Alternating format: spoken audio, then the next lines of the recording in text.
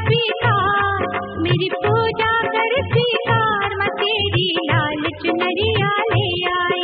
मेरी पूजा कर स्वीकार, माँ तेरी लाल चुनरिया ले आई।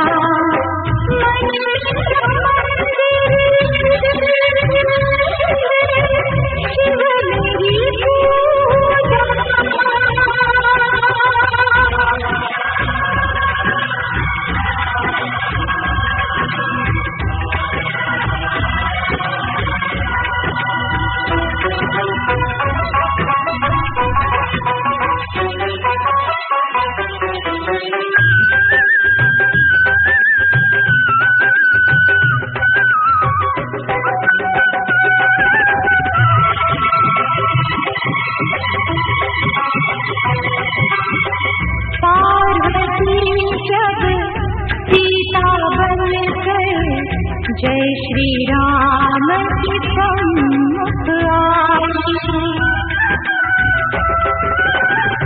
पार्वती जब सीता करी, जय श्री राम की सम्मुख आई।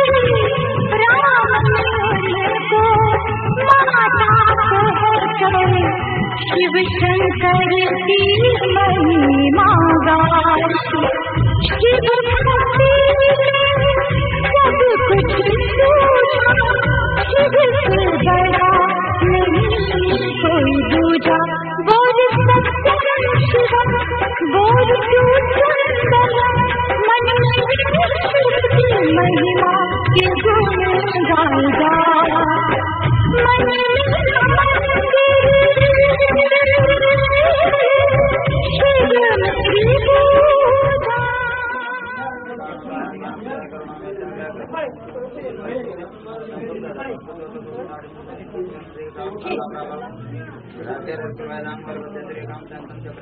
मन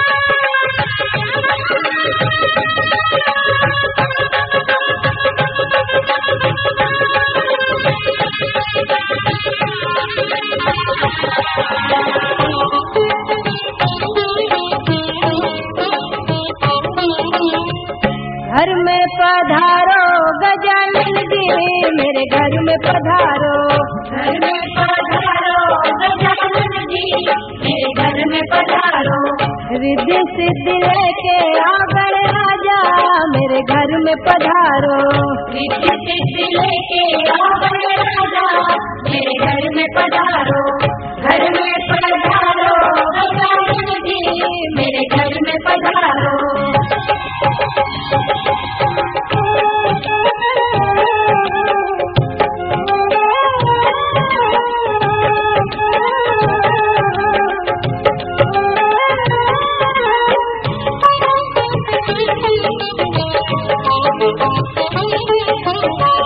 राम जी आना लक्ष्मण जी आना राम जी आना लक्ष्मण जी आना संग में लाना सीता मैया मेरे घर में पधारो गजानन जी मेरे घर में पधारो